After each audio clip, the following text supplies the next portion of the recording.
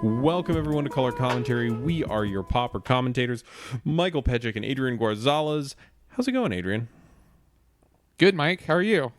Doing all right. It's a beautiful day here. Summer has finally arrived to the beautiful city of Boston, and Boston. yeah, we both had the day off, so we're nice and relaxed and vocally limber and all those good things you want as a Unique podcast New host. York. Ugh, I can't do the tongue twisters, man. I know you do, or you can, but let's get into the upkeep stuff so we can get that out of the way and talk about the brave new world that we have entered. Yes, and what a brave new world it is. We have a Patreon. For $1 an episode, you can hear our pre-show where we talk about not magic sometimes, and our post-show, and you get access to our patron-exclusive Discord channel where it's always a party, and actually has been very active lately, so thank you, patrons. Yeah. Mike, what do you have for us today? We are brought to you in part by Hipsters of the Coast. They are a magic content hub with all sorts of articles and podcasts about a variety of magic formats. Go check them out over at hipstersofthecoast.com. Oh, my. And on social media. And give them a follow, interact with them, all that good stuff. Sometimes I write articles for them. Yeah, you wrote one about the Gush ban, which was a great read. Really? You think so? Thank you. I mean, so much. Yeah. No, I do read your articles, believe it or not. I don't, but thank you. I wouldn't read them. But yeah, go check them out, show them some love on social media, and check out some other content while you're there. So, Mike, you went to a GP this weekend. I did. I went to GP Providence. Tell us all about it.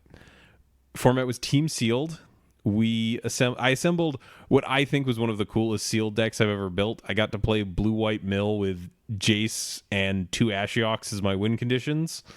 And then we promptly got paired against people who opened slightly better pools and didn't mulligan to 5. And that was my GP experience. I cannot wait for the London mulligan. And so rest of the day, we just kind of puttered around. I sold some stuff at vendors, and then me and my friends played in a chaos draft, which I got to the finals of, playing the most boring chaos deck in the entire world. I played green-white. I got past 2 Wall of Roots, and I got past several Colossal Dreadmaws, and it turns out that a 6/6 is usually enough to just kill people dead. Nothing fancy, nothing flashy, just good old-fashioned magic. But yeah, it was a good time. Providence is super close to here, and it's the closest I get to a Boston GP, so I will take it. Sweet, dude. I'm glad you had a good time. We hashed out the other day that Mike and I have not actually been to a GP together like I thought. So that was sad for me. Yeah, it's a figment of your imagination, but what a great time we had. Maybe one of these days. All right. Yeah. So How about the challenge? Yeah, the challenge. So for folks who haven't been paying a bunch of attention, Gush got banned. We are now in a brave new world of post-Gush, and it was not the doom and gloom that everyone expected, because I definitely saw a lot of posts on various social media outlets of people being like, it's just going to be Tron and Boros all day, every day. And that's not really what we saw. We saw 7 Tron decks. We saw 1 Boros Monarch deck and 3 Pestilence decks running a Monarch card. It was actually pretty surprising. Yeah, and this is at a top 32. So, of course, we expected Tron and Monarch to still be strong decks. I don't think you and I ever didn't think they would be, but I'm okay with these numbers. Yeah, there's no clear winner in the first week. And obviously, again, like, that's one event. I do also want to take a moment before we get into some of these spicier lists that we found to shout out Kendra. She was on the episode last week, and she got 4th place in this with Boggles. So shouts out to her. What hellscape have we woken up to, Mike? Boggles is good again because people aren't there. There weren't that many edicts in the top 32 compared to a few weeks prior. Like, I think Boggles is a fine choice right now. It's a for lack of a better way to say this, it's a pretty linear, aggressive deck that puts a firm clock on the opponent and has a little bit of side to side play. I think it's a good pick. So Do we want to get into this? Do we want to? I want to get into it because we're getting into spicy decks, something we have not done on this show in an age, not since the elves last roamed the earth, because these decks kind of got shut out a little bit. And the first one we have here is actually one of your pet decks, Mike. It is. I'm so happy. 28th place, Burt of Paradise. Yeah, it's Ivy Lane Denizen combo. It is one of my pet decks in Pauper. I was playing it way back in the day. It wasn't good then, but someone managed to top 32 with it, and I'm super pumped about it. Yeah, why don't you tell us a little bit about it? So the main core of the deck is the 3 copies of Ivy Lane Denizen, which is 3 and a green for a 2/3. And whenever a green creature enters the battlefield under your control, you can put a +1/+1 counter on target creature. And the other half of the combo is playing creatures with Persist, the ability from back in, I want to say Shadowmoor? Yes. Where if this creature dies without a -1/-1 counter on it, it gets returned to the battlefield with a -1/-1 counter on it. So in this case, it's playing Force Safe Hold Elite, which is just a hybrid green-white 2/2 for 2 with Persist. And with this, you have a 2/2 that doesn't die, because when it dies, it comes back with a -1/-1 counter on it. You put a +1/+1 counter on it. They cancel each other out, and you keep doing it. So it runs a bunch of neat sack outlets and a couple of other payoffs. So for sack outlets, we have 4 Carrion Feeder, the black mana 1/1 that you can sack a creature, put a +1/+1 counter on it, and it can't block. We also have where was it? I saw it somewhere in here. Plagued Rusalka as a one of. It is a aristocrat where you have to pay a black mana, but you can sacrifice a creature to give another creature -1/-1 until end of turn. I don't know. This deck is really neat. It gets into infinite loops. Notable things about this from back in the day that I'm seeing missing: no longer playing the Viscera Seer package.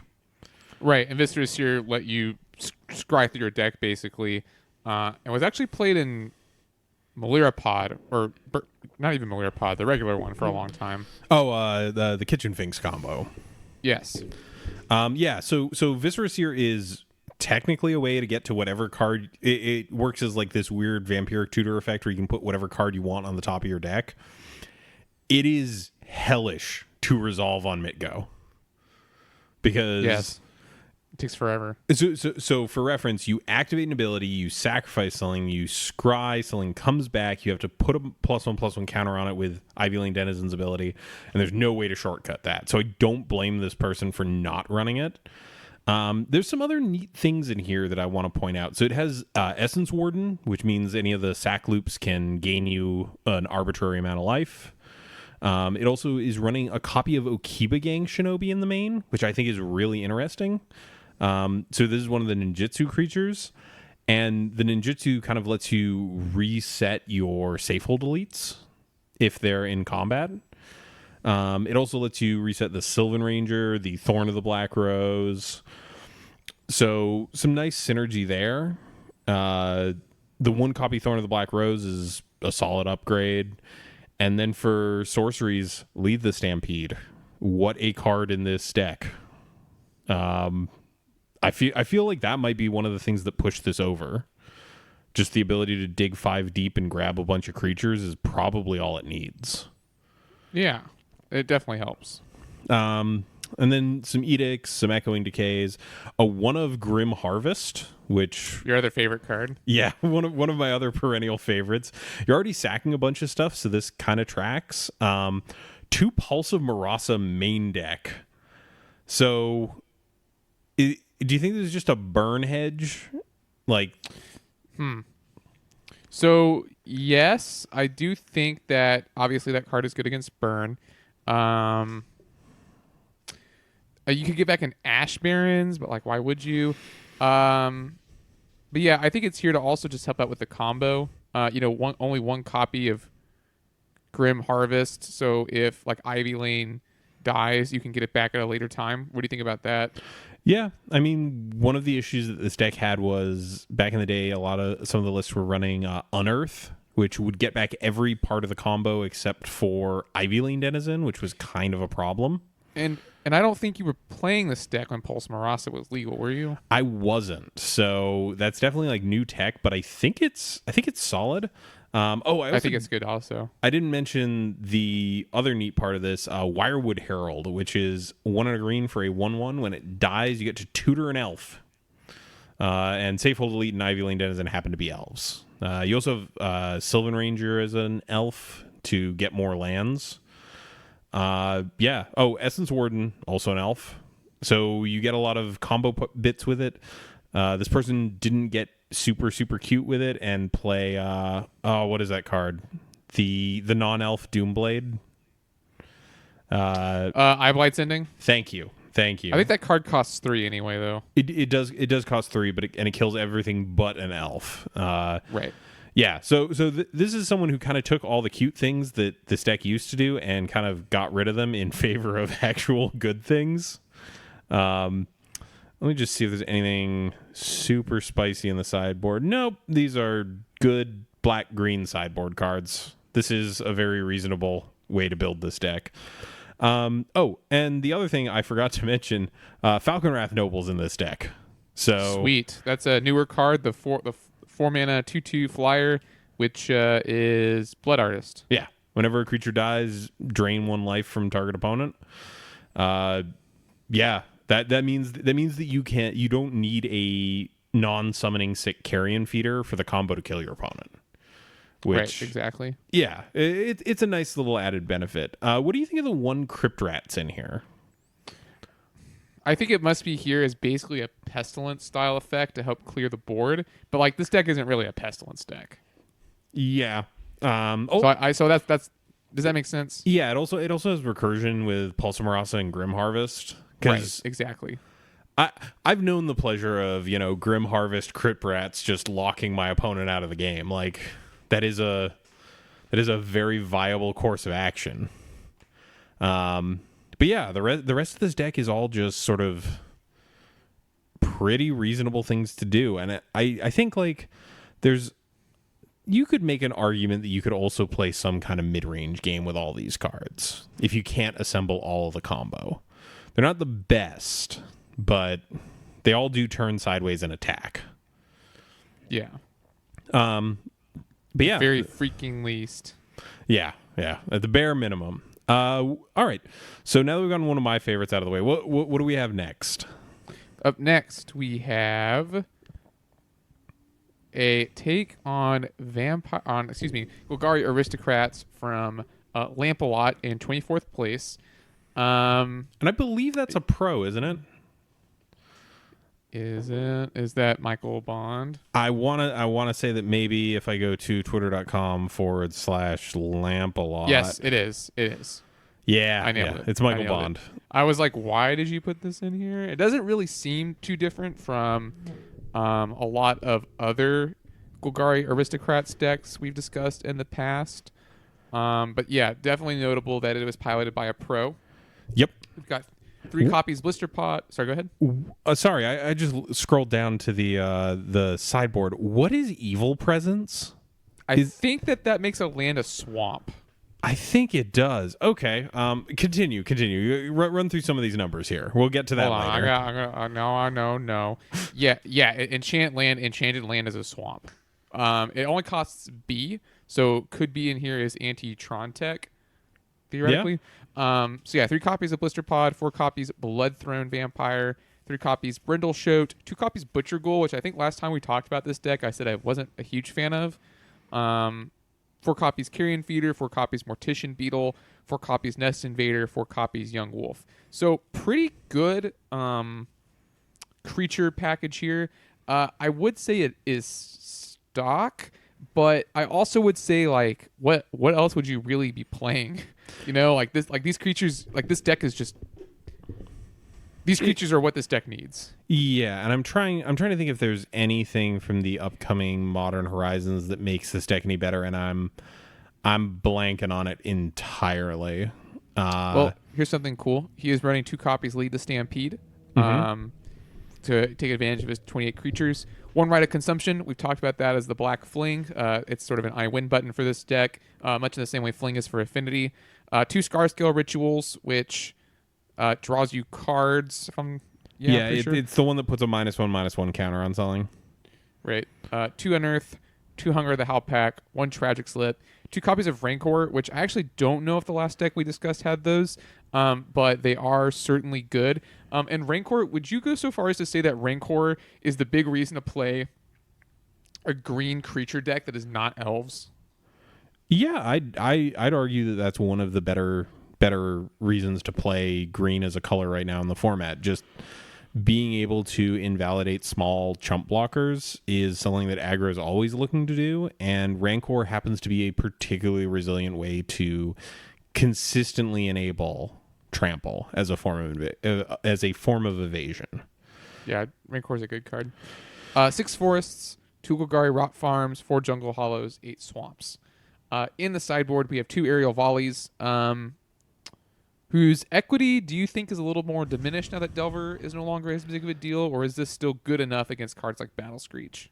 I mean, yeah, it helps you sort of mitigate the value of Battle Screech. People are still playing blue flyers. I don't think Aerial Volley is like a worthless card. I think it's less valuable than it was a week ago, but I don't think it's just trash now. It can also kill like a core Skyfisher or Glen Hawk plus something else. So yeah, it's definitely not bad. 2 copies Caustic Caterpillar in there for the artifacts. 2 Evil Presence, which I gotta be. It's gotta be in there for Tron. It's gotta be there for Tron. Especially on like 20 lands, like you're not including what's that one? Choking Sands. Right. Then we got two Scattershot Archers, 2 Cartouche of Ambition, 1 Edict, 2 Innocent Blood, and 2 Shrivel. So definitely here to beat the Boros decks. I would go so far as to say Diabolic Edict and Innocent Blood is of course good against decks like Boggles. Innocent Blood's kind of an interesting one. I mean, I guess like a lot of your stuff. Because you're also a creature deck. Yeah, this is like the one creature deck where you don't mind your own stuff dying as much. So Innocent Blood does kind of make sense in that regard. But kind of a funky one. Yeah. And Shrivel as well. Like, you've got a lot of X1s in this deck. Yeah. I guess I wasn't really thinking about that, but I guess that also. I was gonna say, like, most of the stuff that Shrivel kills, I guess, kind of either replaces itself or is an actual aristocrat, so you can just sack something to make it bigger that was gonna die anyway. Right.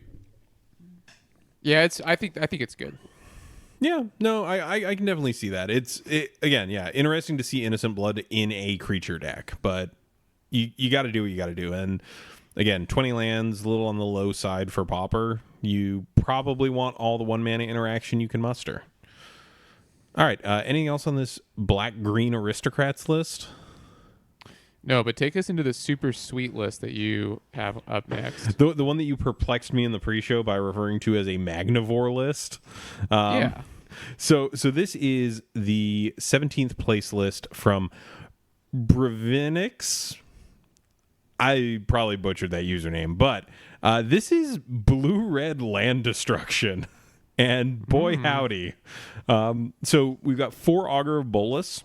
Staple, 2 Fault Grinder, which I have foolishly not pulled open in a new tab because I can't remember what Fault Grinder does off the top of my head. It's an evoke creature. Here we go. So Fault Grinder is 6 and a red for a 4/4 trample. When it enters the battlefield, destroy target land, and you can evoke it for 4 and a red. How do you feel about this card, Adrian?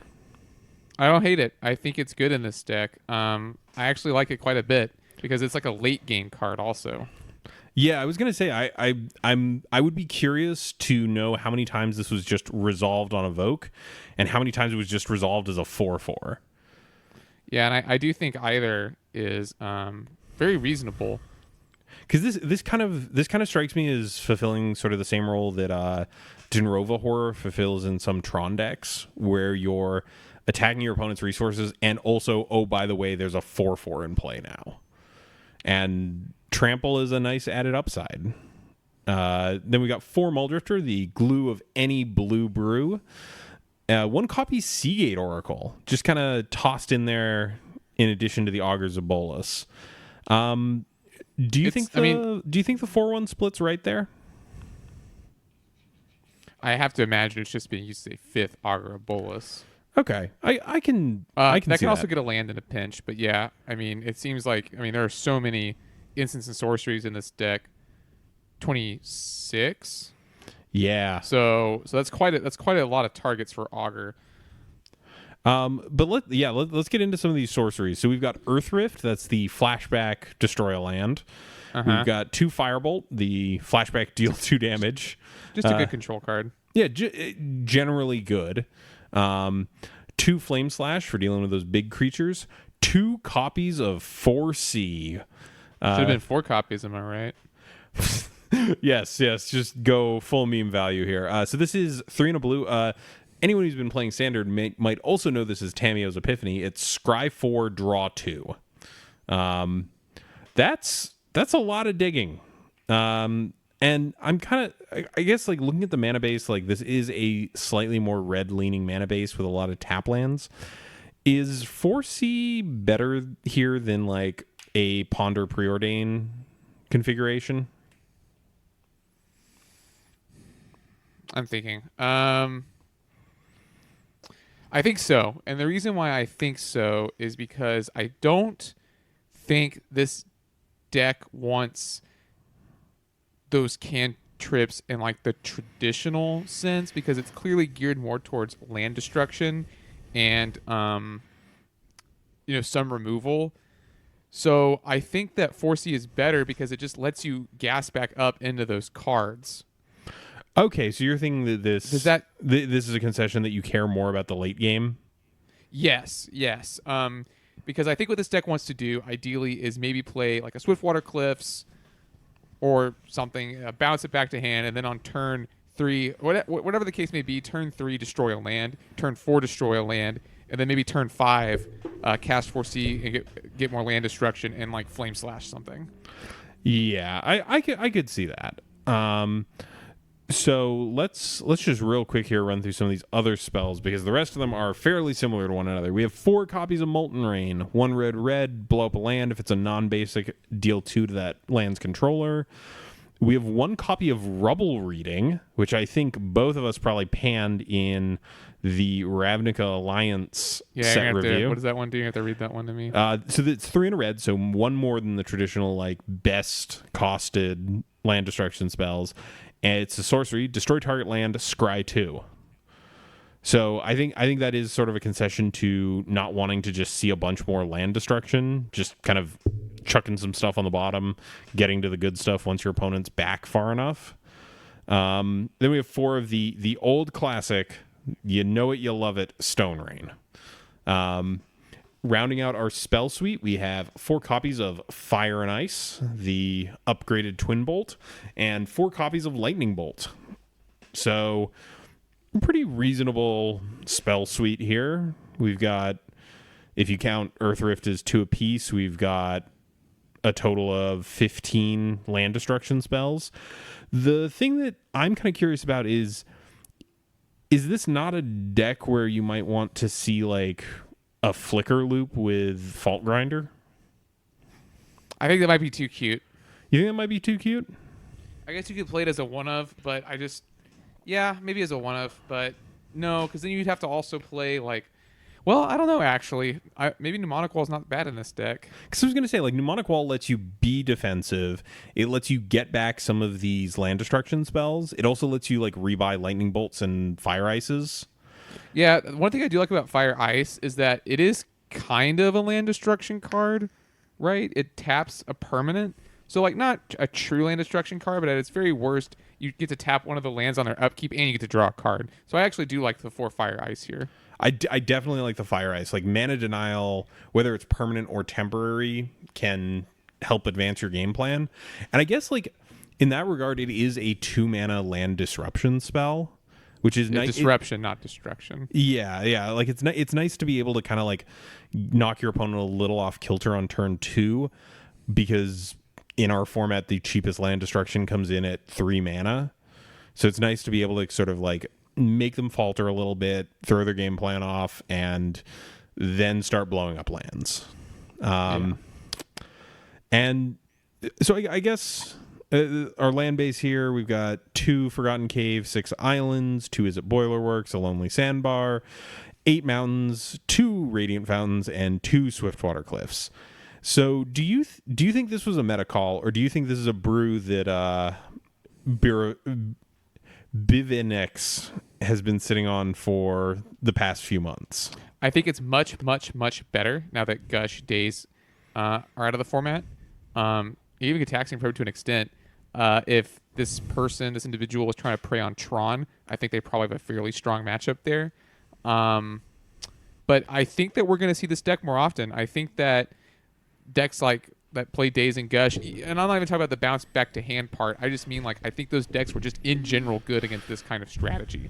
So now that those decks have been taken down a peg, I would be curious to see how this. I think we're going to see more of this deck. I also think like part of this might have been a meta call with the fact that a lot of people were concerned about seeing an overabundance of Tron and Monarch, both of which are decks that Molten Rain gets full value against.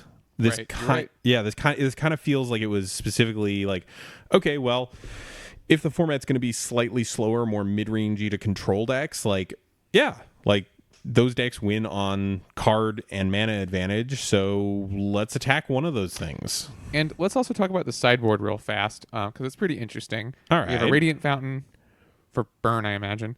Curse of Chains, just general blue removal spell. 2 Electrickeries, 3 Jessian Thieves. Huh. Yeah, what do you think Jessian Thief is here for? Is it for the blue-red matchups? Is it for... I think it's for the control matchup. I think you're like being able to on turn 3 put an Ophidian in and just sort of try and stabilize whatever card advantage your opponent's gotten is probably a path to victory. But continue with this because there's other spice here. Also got Ulamog's Crusher. Technically a land destruction spell sometimes.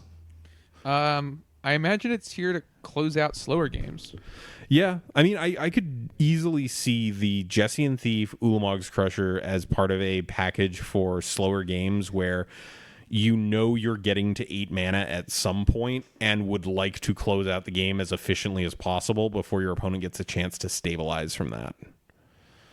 Yeah, and then we've got a Flame Slash, some Echoing Truce, Gorilla Shaman, and Pyroblast. So normal red cards, red and blue cards. All right, I'm going to put something to you right now.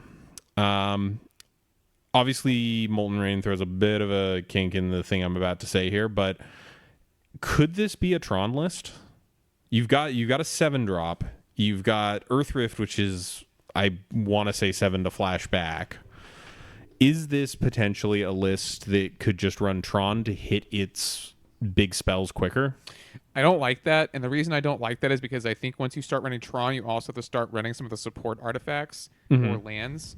And I don't think this deck is really wants to do that. I think that this person wants to be an Augur deck, wants to play this many instants and sorceries, and I think that's the right call for this particular build. I think once you add Tron, you start changing this deck fundamentally. So, yes, I think that what you're proposing could exist, but I don't think that it would still be this deck anymore.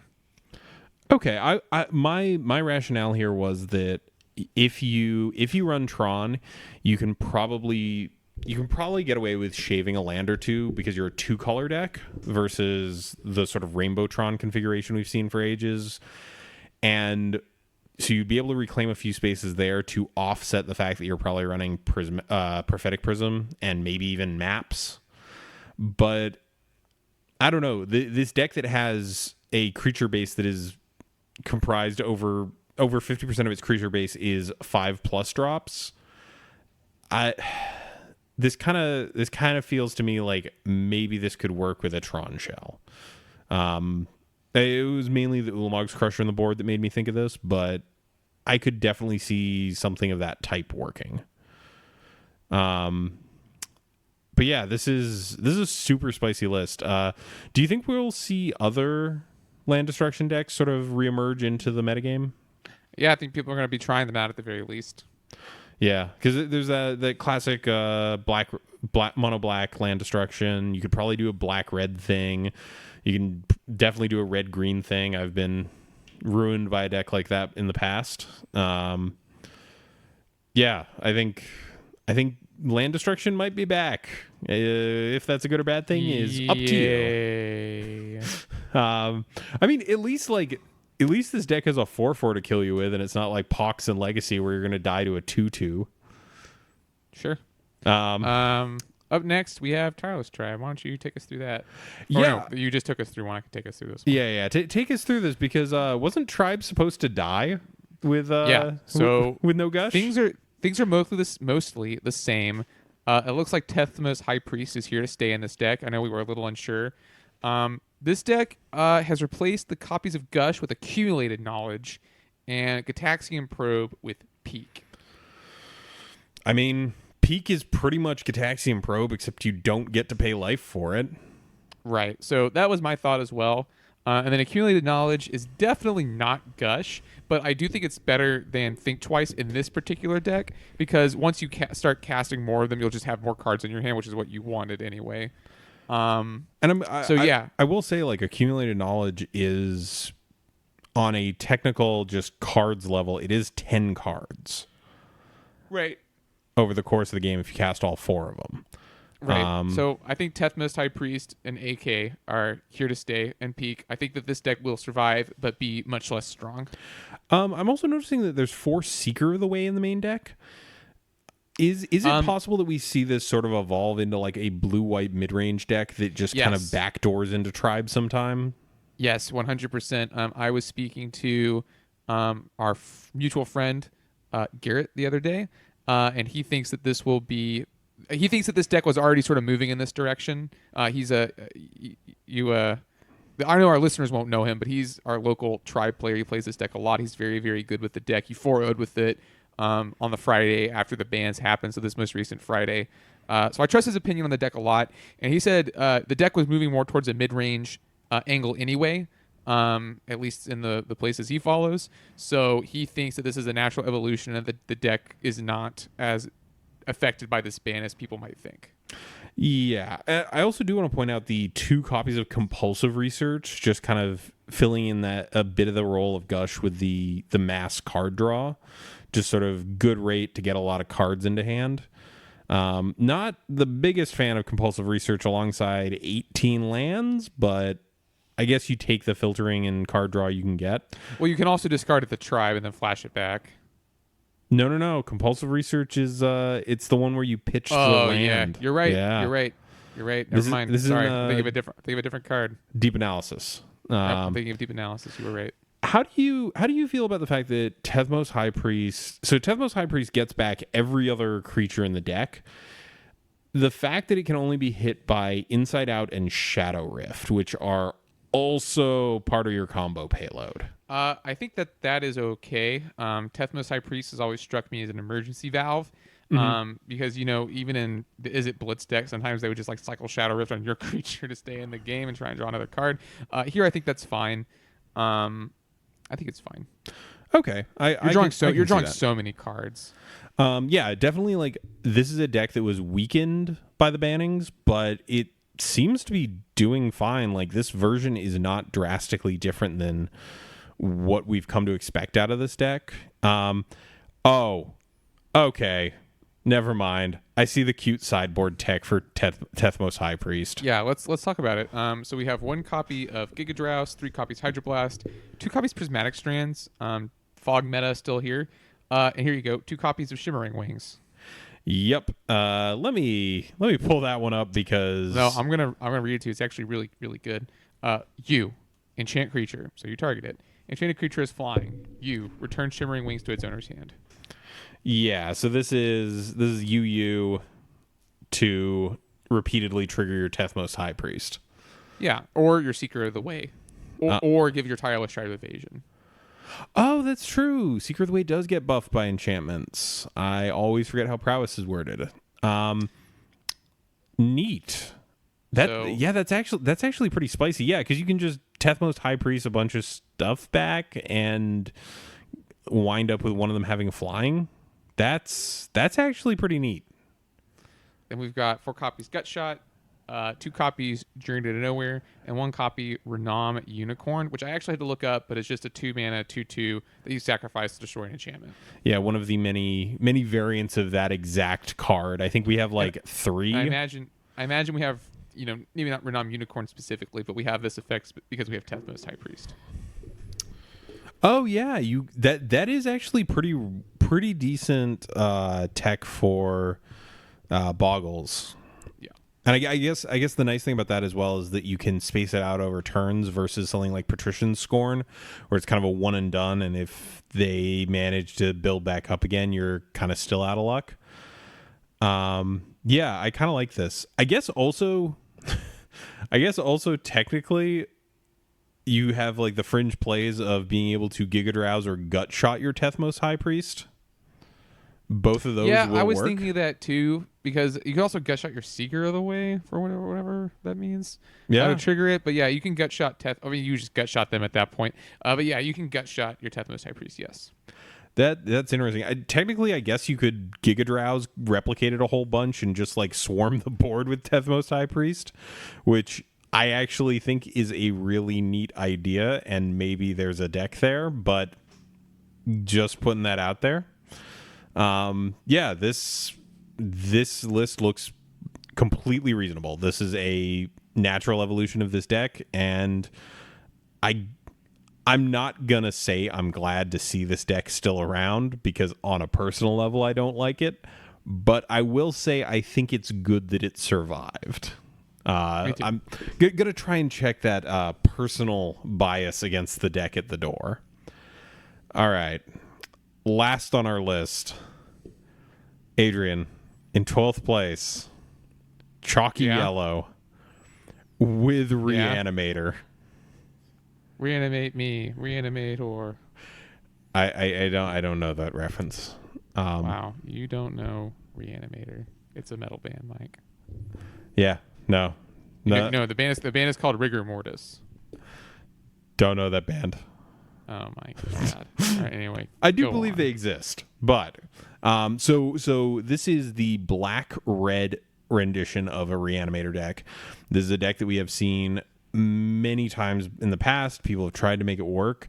This version is a little different than what I generally expect. It's a little heavier on payloads. It's a little bit lighter on trying to absolutely turn zero your opponent.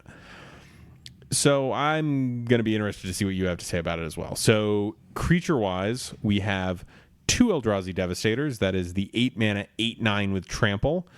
We have 2 Gurmag Anglers. You know them, you love them, the big old zombie fish. 4 copies of Insolent Neonate. This is still a Dredge staple in Modern, if I'm not mistaken. This is 1 red for a 1/1 with Menace.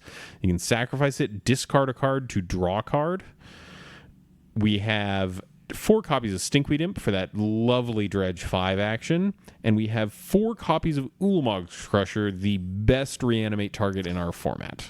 I'm not going to lie to you, Mike. I have Dazed and Exhumed before. It is sweet. But this deck now doesn't have to worry about that. I was going to say that must feel pretty darn good. I've also Dazed a... Land Grant? Is that the story you're going for? Yeah, I've done that too. That's also really sweet. All right, so we have payload in the form of 8 creatures, the 4 Crushers, the 2 Devastators, the 2 Gurmag Anglers. Those are all nice, reasonable cards to reanimate. In terms of reanimation, we're stuck with the same old. We got 4 copies of Exhume. There just isn't another one in our format. And well, there's the white one now, but realistically, don't. Yeah, 4 mana reanimate on a 8 mana spell is probably still not the worst, but it is also white, and notably, a lot of the ways to get these cards in the bin are not. Right. We have 2 copies of Cathartic Reunion. Speaking of ways to get cards into our bin, this is the 1 in red, discard 2 cards, draw 3 cards. We have 4 copies Faithless Looting. Red, draw 2 cards, discard 2 cards, flash it back for 3. We've got 2 copies of Tormenting Voice, which is the little sibling to Cathartic Reunion. You only pitch 1 card, but you draw only 2 cards. Then we have 3 main deck Duress. Adrian. Hey, can't be too careful. Is that where we're at? We're just playing like very bad Thoughtseize main deck? Mike, I think you're going to want to check yourself. Very bad Thoughtseize is how you just described duress to me. It's the same reason that Storm plays duress in Legacy. They want to make sure there's no counter spells, but in Pauper they also want to make sure there's no removal spells. Yeah, I think removal and counter spells probably in this case. You're not playing this on turn 1. You're playing this the turn that you go off. That's fair. Yeah, okay, I can see it. It does feel a little bizarre to see 3 duresses in a main board, but I see where you're coming from. There's also not like a big ask to actually run these. You're already running black mana. They're not free, but they're not exactly costing you too much. Then we've got 2 copies of Chainer's Edict, got to have some removal. Then, for instance, we have 2 copies of Lightning Axe. So this is a red mana for a instant deal 5 damage to target creature. And as an additional cost to cast it, you either have to pay 5 generic mana or discard a card. So you can use it to kill one of their creatures and get one of your own in the bin. Exactly. It's, it is a reasonable way to fill your bin with desirable reanimation targets.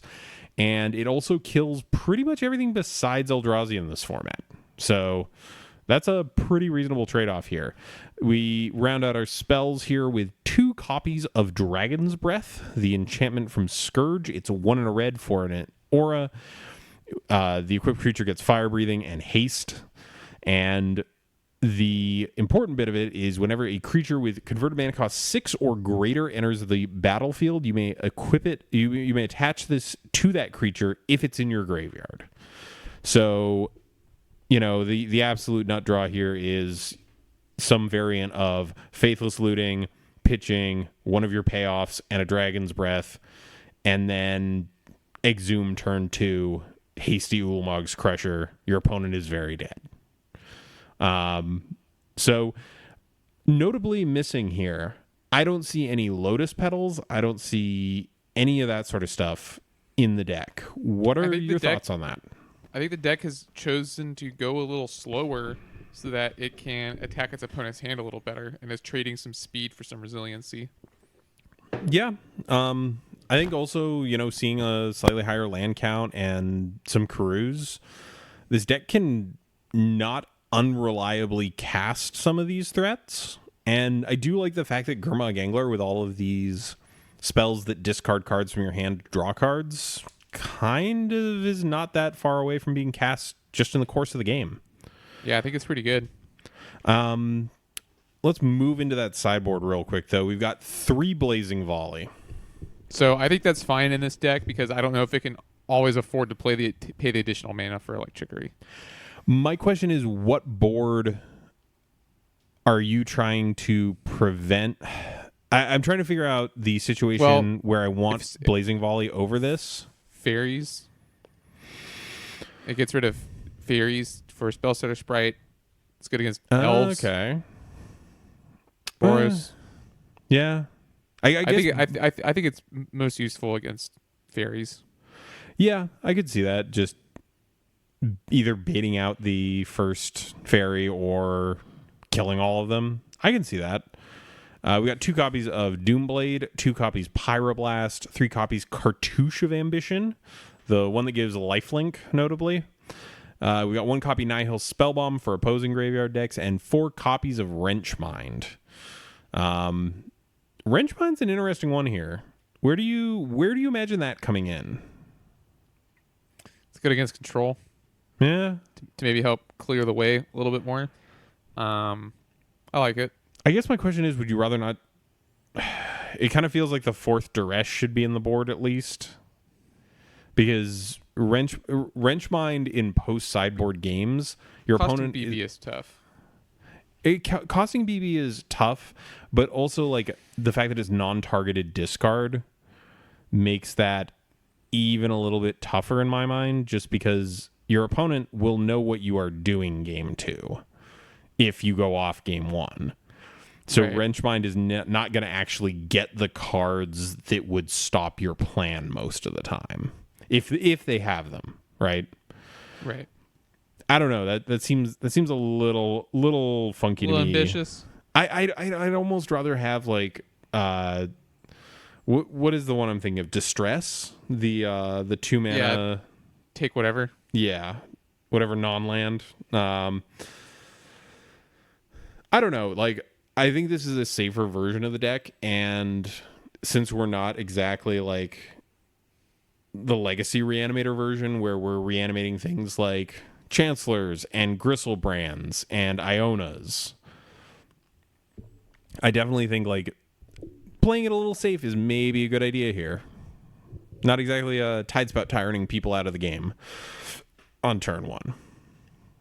But anything else on this this Reanimator deck, or do we just kind of want to do a recap of this wonderful new world we find ourselves in? Yeah, let's recap. Got a lot of spicy decks. Tribe's not dead. Land destruction might be back. Oh, you know what we didn't actually talk about? What won the whole dang thing? Oh yeah, what won? Elves. Huh. Yeah, I think Elves is a really reasonable call, especially when people don't quite have sideboards for a new metagame figured out. Elves definitely can prey upon decks that are unprepared to just deal with a pile of 1/1s. Yeah, I'm looking at this list. It's pretty stock. There's a couple of spicy includes in the form of Wild Heart Invoker, but this is also the 4 Distant Melody, 4 Lead the Stampede build. Other notables, we saw a decent amount of Pestilence show up in this, but there was no overwhelming sort of majority in this deck in this top 8. You didn't really have a whole like one deck that absolutely dominated this challenge, and I think that's a good sign. I agree.